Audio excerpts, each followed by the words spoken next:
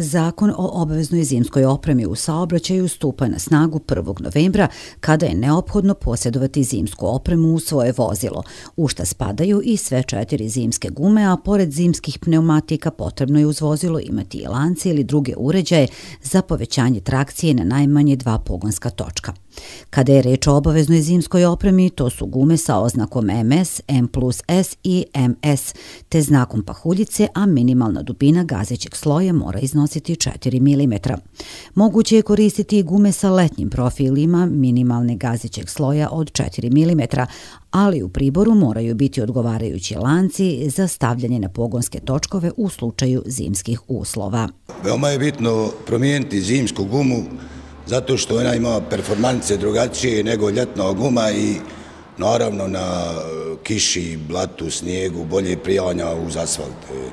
I zato preporučujem mušterima i vlasnicima vozila da gume su poželjne da se promijeni. Izbor guma zavisi od više faktora, pre svega automobila koje vozite, dimenzija i karakteristika samih guma, ali i kvaliteta.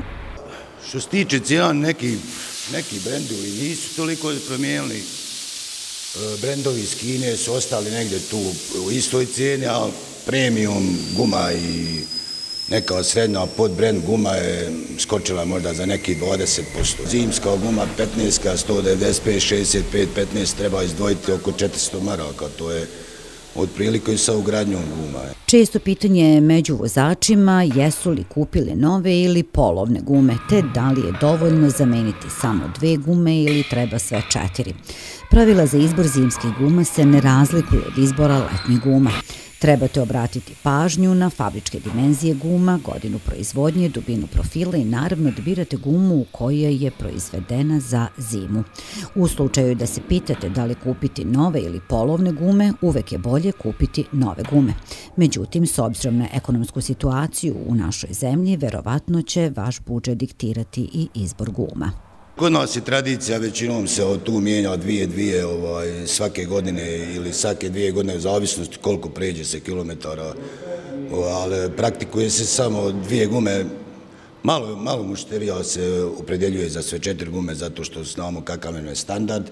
Iako posla ima na pretek zbog zamene guma, u ovoj vulkanizerskoj radnji kažu da ne praktikuju zakazivanje termina. Dovoljno je da sačekate kako ističu, mušterije se ne vraćaju. Vulkanizeri će odraditi svoj deo posla i ispoštovati sve vaše potrebe, ali ukoliko vi ne ispoštujete zakon, evo i kakve kazne vas očekuju. Ako vozilo ne posjeduje zimsku opremu, vozač će biti novčano kažnjen u iznosu od 40 konvertibilnih maraka. Kazne za preduzeće i samostalne prevoznike iznose 500 konvertibilnih maraka.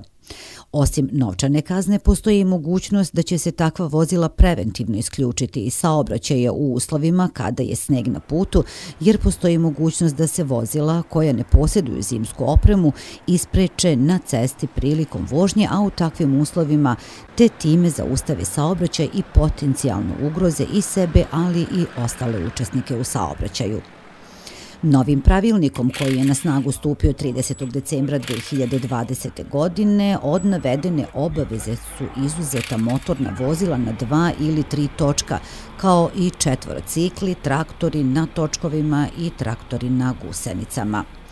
Također iz Ministarstva unutrašnjih poslova Republike Srpske podsjećaju da u uslovima niske temperature, sneg i česte obilne kiše nepovoljno deluju na motorna vozila, posebno kada se intenzivnije koriste, što svakako utiče i na samu bezbednost u saobraćaju. Zato se savjetuje vozačima da ukoliko još nisu izvrše pripreme vozila za zimsku sezonu i provere tehničku ispravnost vozila, te na taj način utiču na svoju ličnu bezbednost, ali i unapređenje stanja bezbednosti saobraćaja na putevima, poručuju iz Ministarstva unutrašnjih poslova Republike Srpske.